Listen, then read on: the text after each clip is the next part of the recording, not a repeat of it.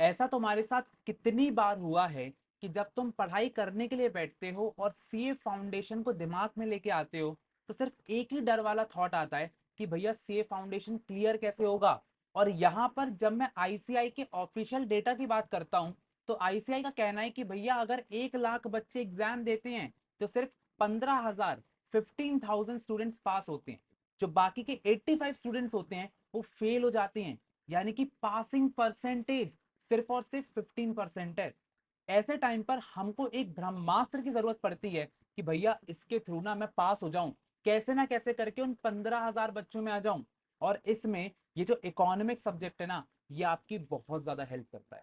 कैसे हेल्प करता है? क्योंकि इकोनॉमिक्स एक बहुत ही ज्यादा स्कोरिंग सब्जेक्ट होता है। और यहाँ पर जब हम लोग बात कर रहे होते हैं कि भैया कौन सा सब्जेक्ट है जो कि हमको 90+ ला करके देगा, वो भैया इकोनॉमिक्स।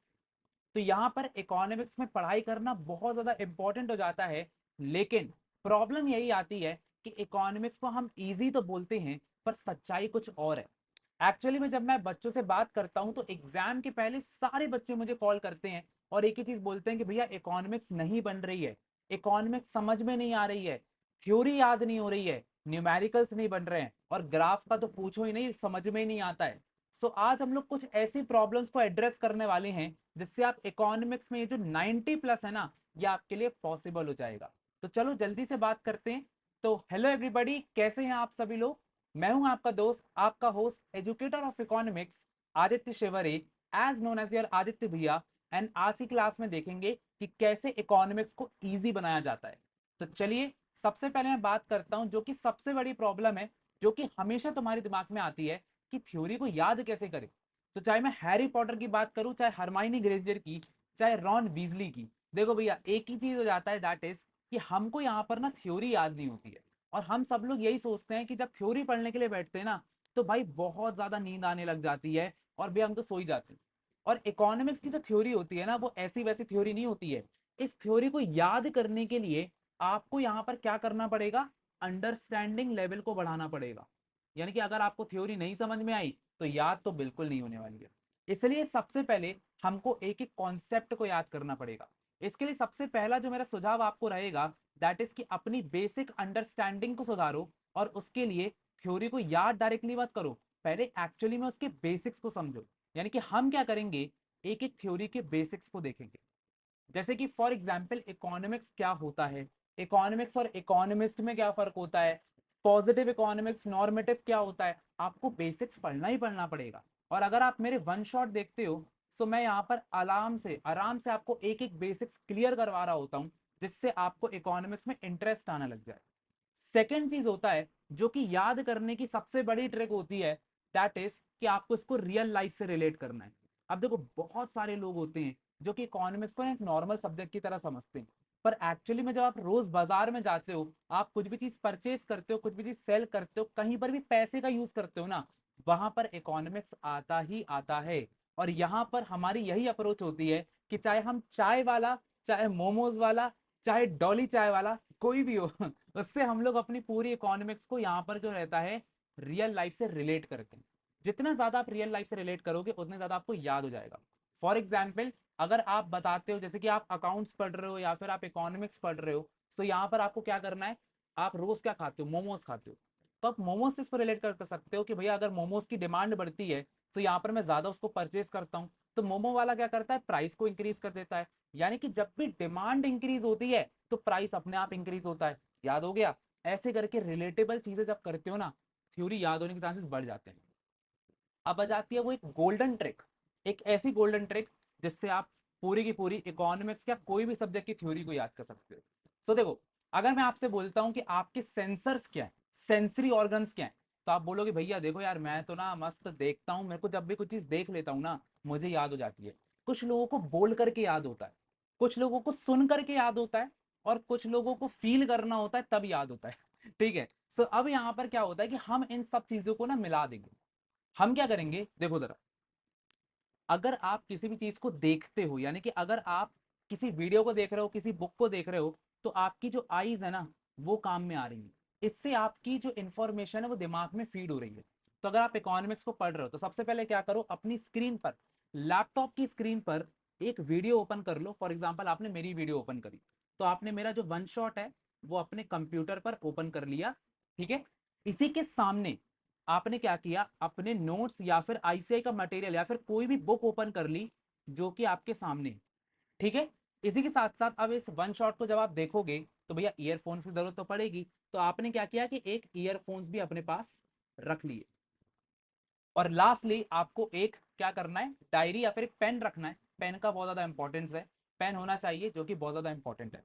अब आप क्या कर रहे हो, वीडियो को देख रहे हो, ठीक है। मेरे साथ साथ देखना, आप यहाँ पर वीडियो को देख रहे हो, यहाँ से आपको ऑडियो रिसीव हो रही है। सो देखने से भी आपको समझ में आ रहा है कि भाई इकोनॉमिक्स में क्या चल रहा है, सुन भी रहे हो आप साथ ही साथ आप बुक को रीड भी कर रहे हो कि अच्छा हाँ क्या पढ़ा रहे हैं भैया, अच्छा भैया ने आज व्हाट इज इकोनॉमिक्स पढ़ा रहे हैं, अच्छा बुक में क्या लिखा है, तो बुक के कुछ कुछ शब्दों को भी देखते जा रहे हैं। इससे आपका जो रिटेंशन पावर है ये 90% से बढ़ जाएगा भाई। 90% से आप रिटेंशन कर पाओगे। और लास्टली आपको क्या करना है, पेन उठा करके जो इंपॉर्टेंट चीजें मैं बता रहा हूं उसको हाईलाइट करना है। और अगर आप और ज्यादा इसको एक नेक्स्ट लेवल लेके जाना चाहते हो, इसको लिखना शुरू कर दो।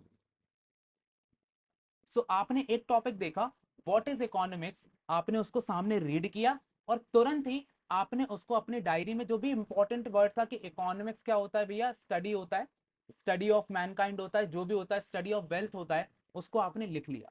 इससे आपका जो रिटेंशन पावर है भैया वो 90% से बढ़ जाएगा।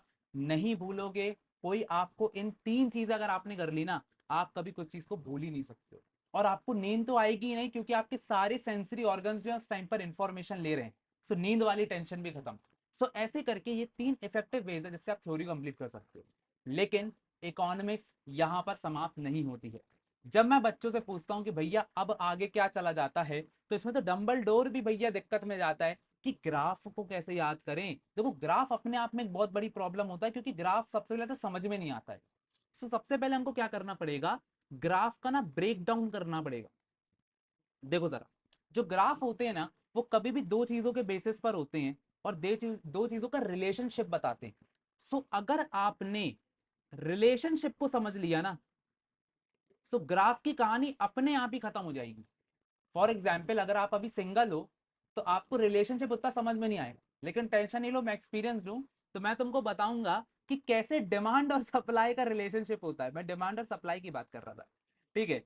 ओके, सो डिमांड और सप्लाई में क्या रिलेशनशिप होता है अगर तुम समझ जाते हो तो ग्राफ बनाना अपने आप में ईजी हो जाता है। और ऐसे ही जो ग्राफ होते हैं ये डिमांड और प्राइस में, सप्लाई और प्राइस में बनते हैं, तभी तो वो हो जाता है ये ऐसा वाला ग्राफ, ऐसा वाला ग्राफ। तो इसके लिए आपको क्या करना पड़ेगा, सबसे पहले इसकी रिलेशनशिप को समझना पड़ेगा कि क्या चीज बढ़ती है तो क्या चीज कम होती है। तो ये बिल्कुल ही बिल्कुल कॉन्सेप्चुअल है। तो आपको अगेन हमारी वीडियोस पर आ जाना है। बहुत ही इजी तरीके से मैं आपको, मेरी जो वन शॉट वीडियोस हैं उस पर ये चीज मैं आपको समझा ही रहा हूं। जैसे तुमने रिलेशनशिप को समझ लिया कि अच्छा, तो इसका एग्जाम्पल लेते हैं कि जब भी मेरा प्राइस गिरता है तो मेरी डिमांड बढ़ती है। दैट मीन्स होता क्या है कि अगर यहां पर मैं प्राइस को रखता हूं, यहां पर मैं डिमांड को रखता हूं, अब मुझे यहां पर ग्राफ बनाने में इजी जाएगा।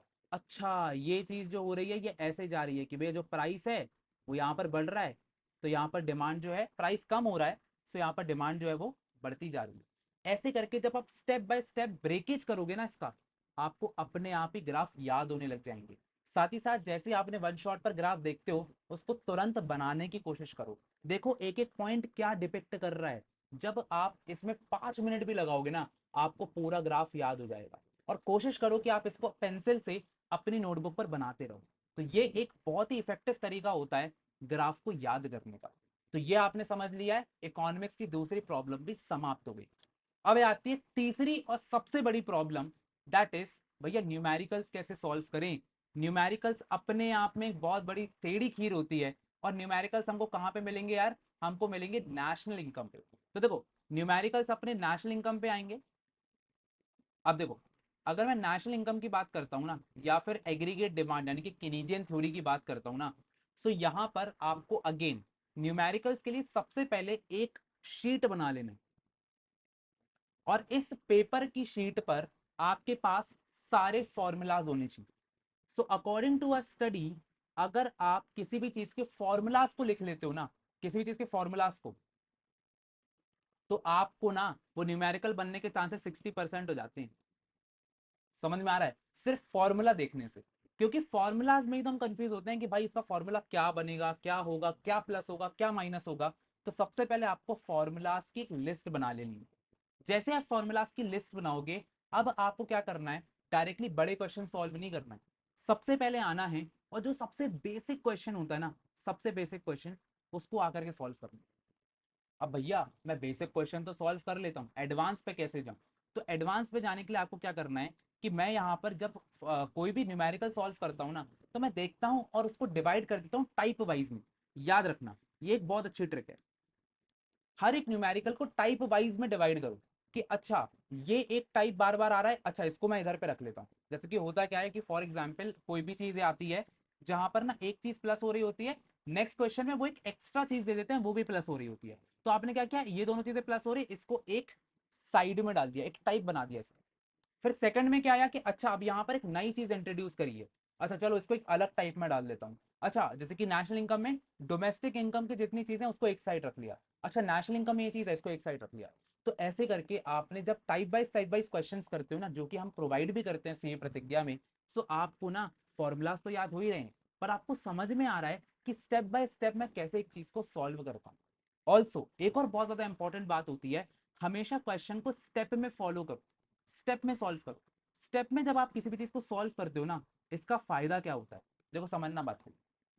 अगर आप एक क्वेश्चन को सॉल्व कर रहे हो, उसमें आपने फर्स्ट स्टेप सही करा, फिर सेकंड स्टेप किया, थर्ड स्टेप, फोर्थ स्टेप, आपको पता चलेगा कि आप किस स्टेप में गलती कर रहे हो। और जब आप देखोगे ना उसका आंसर, तब आपको क्लियरली समझ आएगा अच्छा मैं स्टेप पे गलती कर रहा हूँ। सो ऐसे करके आप न्यूमेरिकल्स को सॉल्व करते जाओगे, प्रैक्टिस करते जाओगे, अपने आप ही एक दिन ऐसा आएगा कि आप ये जो 60% है ना, इससे आप 100% पर पहुंच जाओगे और न्यूमेरिकल्स बहुत ही ईजिली आप सॉल्व कर चुके होगे। सो यहाँ पर ये जो तीन प्रॉब्लम्स हैं, ये तो समाप्त हो जाती है, लेकिन एक गोल्डन टिप हमारे सामने आ जाती है जो कि हमको हेल्प करेगी हमारे इकोनॉमिक्स में 90 प्लस लाने में। तो जब मैंने सीए के टॉपर से, जो कि सीए फाउंडेशन में टॉप करते हैं, इंटर में टॉप करते हैं, तो उनसे मैंने पूछा कि यार एक चीज बताओ, बहुत सारे ऐसे बच्चे होते हैं जो कि ना फर्स्ट अटेम्प्ट में ना सीए फाउंडेशन को क्लियर नहीं कर पाते। वो ना कम से कम 5-6 अटेम्प्ट ले लेते हैं, सिक्स अटेम्प्ट ले रहे हैं सीए फाउंडेशन को क्लियर करने में। लेकिन जब आगे की स्टेजेस आती है, तो भैया वो फर्स्ट अटेम्प्ट में क्लियर कर लेते हैं, यानी कि इंटर और फाइनल फर्स्ट में क्लियर कर लिया, फाउंडेशन जैसे इजी चीज में 6 अटेम्प्ट लगा दिए। और कुछ बच्चे ऐसे होते हैं जो कि फर्स्ट अटेम्प्ट में ही से फाउंडेशन को क्लियर कर लेते हैं और आगे फिर 6 से 7 अटेम्प्ट लगा देते हैं इंटर और फाइनल को क्लियर करने में। तो ऐसा क्यों होता है, ये डिफरेंस कहाँ पे आ रहा है? तो वहां पर उन बच्चों ने मुझे बताया कि एक्चुअली में भैया होता क्या है ना, जो भी टॉपर्स होते हैं ना, उनका एक रूटीन होता है, एक सुबह से शाम का रूटीन होता है जिसमें वो हर सब्जेक्ट को तो फॉलो कर रहे होते हैं, लेकिन लास्ट का, जब रात हो जाती है ना, लास्ट में सोने से पहले उनके 1 से 1.5 घंटे का रिवीजन होता है। ओके, एंड यही हमारी आज की गोल्डन स्ट्रैटेजी है कि आप चाहे कितने भी न्यूमेरिकल सॉल्व करो, कितने भी थ्योरी करो, लास्ट के 1 से 1.5 घंटे में आपको सारी चीजों का रिवीजन जरूर करना चाहिए। और ये जो रिवीजन होता है ना, ये डेली बेसिस पर होना चाहिए। सो चाहे आप कितना भी पढ़ो, चाहे आप कितना भी कम पढ़ो, चाहे 15 मिनट पढ़ो, चाहे 1 घंटे पढ़ो, चाहे 12 घंटे पढ़ो, आपको लास्ट में एक रिवीजन करना सबसे ज्यादा इंपॉर्टेंट है। और इसको मैं बोलूंगा भैया वोल्डेमॉर्ट स्ट्रैटेजी, क्योंकि यही हमको हेल्प करती है हर चीज को हराने में। सो यहाँ पर अगर आप रिवीजन कर रहे हो, रिवीजन से आपको चीजें याद भी होंगी, आपको न्यूमेरिकल भी बनेगा, और आपको ना जब आप सोगे ना, लिटरली जब आप सोने जाओगे ना, आपको एक सेटिस्फैक्शन फील होगा कि भाई मुझे तो सब कुछ याद है। और यही एक टेक्निक होती है जो कि आपको दूसरों से अलग करती है, क्योंकि दूसरे क्या करते हैं, एक दिन बहुत सारा पढ़ लेते हैं, दूसरे दिन पढ़ते ही नहीं, फिर तीसरे दिन बहुत सारा पढ़ते हैं। तो होता क्या है कि फर्स्ट डे तो आपने पढ़ा, थर्ड डे पढ़ा, लेकिन थर्ड डे पर आप फर्स्ट डे का भूल गए। लेकिन अगर आपने छोटा मोटा रिवीजन कर लिया, यानी कि फर्स्ट डे पढ़ा और इसी को लास्ट में रिवाइज कर लिया, सेकंड डे नहीं भी पढ़ा कोई बात नहीं, थर्ड डे पढ़ा और फिर आपने रिवीजन किया, तो ये और ये इंटरकनेक्टेड है, तो आपको अपने आप ही चीजें रिटेंशन होने लग जाएगी। सो ऐसे करके आपकी जो 90 प्लस स्कोर करने के चांसेस होते हैं, वो बहुत ज्यादा हाई हो जाती है। सो भैया आज की वीडियो में मुझे आपको बताना था इकोनॉमिक्स को इजी कैसे करते हैं, और फाइनली हम लोगों ने इन 3 प्रॉब्लम्स को एड्रेस किया कि थ्योरी, न्यूमेरिकल्स और ग्राफ्स को कैसे करेक्ट करते हैं, और लास्ट में एक गोल्डन स्ट्रैटेजी आपके हाथ में है। अब इसी के साथ मैं आपको एक बहुत ही इंपॉर्टेंट अपडेट बताना चाहता हूँ कि अगर आप लोग जनवरी अटेम्प्ट की प्रिपरेशन कर रहे हो तो आपके भैया आपके लिए फ्री ऑफ कॉस्ट सारी क्लासेस मंडे, वेडनेसडे और फ्राइडे को शाम को 6 बजे आ जाते हैं और आपको वन शॉट में सारी चीजें क्लियर अप करते हैं।